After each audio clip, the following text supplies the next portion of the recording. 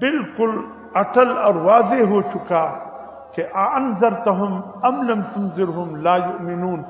اے میرے پیغمبر صلی اللہ علیہ وسلم بس بات ختم ہو گئی ان پہ، آپ انہیں ڈراتے ہیں کہ نہیں ڈراتے؟ یہ کینسر کی مانند ہے یا سڑے ہوئے پلوں کی مانند ہے.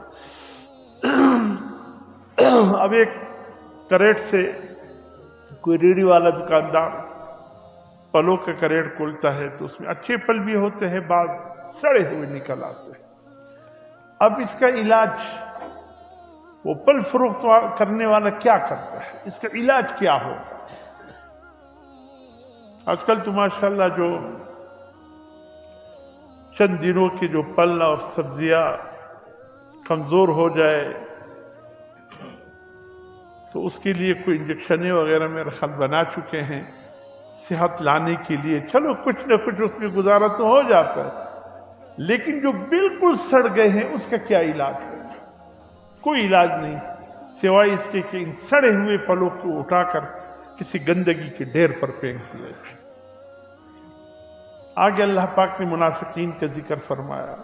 پورا ایک رکوع منافقین کے ذکر پر مشتمل ہے کہ یہ خطرناک گروہ ہے. منافقین کی ذکر کی بات اللہ کی وحدانیت کی باتیں ہیں، حضور صلی اللہ علیہ وسلم کی رسالت کی باتیں ہیں، اور پھر قرآن کی حقانیت کی باتیں ہیں.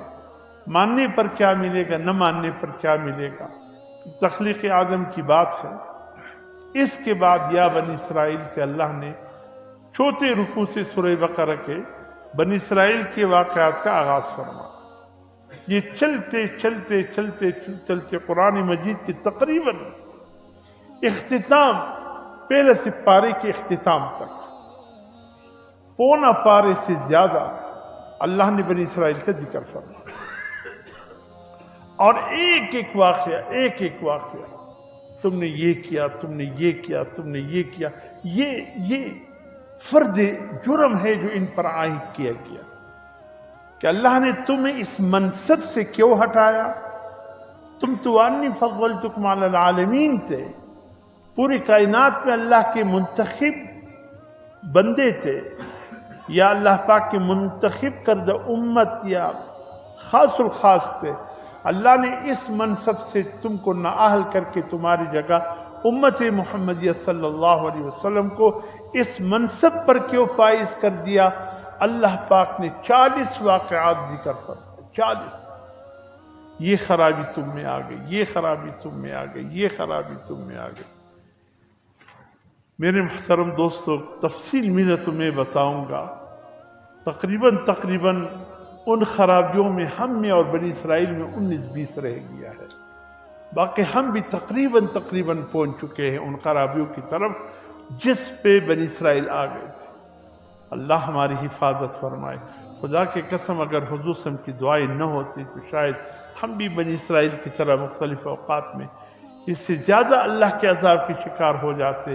یہ حضور صلی اللہ علیہ وسلم کی دعائیں ہیں جو آپ صلی اللہ علیہ وسلم نے مانگی ہے، اور وہی دعائیں مسجد اجابہ جو آج بھی مدینہ المنورہ میں چھوٹی سی مسجد قائم ہے، جن کو اللہ نے عمرے کی سعادتیں دی ہے یا حج کے، یقیناً اس نے یہ مسجد دیکھی ہوگی، مسجد اجابہ.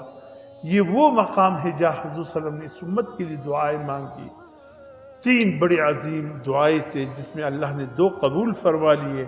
ایک کسی حکمت مصلحت کی وجہ سے اللہ نے حضور صلی اللہ علیہ وسلم کو روک دیا کہ اس کو رہنے دے، اس میں میری حکمت مصلحت ہے. اے میرے حبیب، میں اس دعا کو بھی قبول کر لیتا لیکن اس کو رہنے دے. باقی آپ کی دونوں دعائیں ہم نے قبول کر دی. یہ وہ 2 دعائیں ہیں جو ہم پہ پہرہ دے رہی ہیں، ہماری حفاظت کر رہے ہیں. اگر حضور صلی اللہ علیہ وسلم کی وہ دعائیں نہ ہوتی تو شاید ہم بھی بنی اسرائیل کی طرح، اتنی بڑی قوم، دنیا میں اتنے زیادہ تعداد میں لوگ آج ایک چھوٹے سے خطے اسرائیل میں آ کر محدود ہو گئے. وہ بھی یہ بڑی طاقتوں کی ایک چھاونی ہے. خدا کی قسم آج اس کے سرف سے امریکہ اور فرانس اور یہ بڑی عالمی طاقتیں ہاتھ اٹھائے. خدا کی قسم خش و خاشاک کی طرف بہ جائے. یہ انہوں نے سنبھال دیا ہے، ورنہ اسرائیل کی حیثیت کیا ہے؟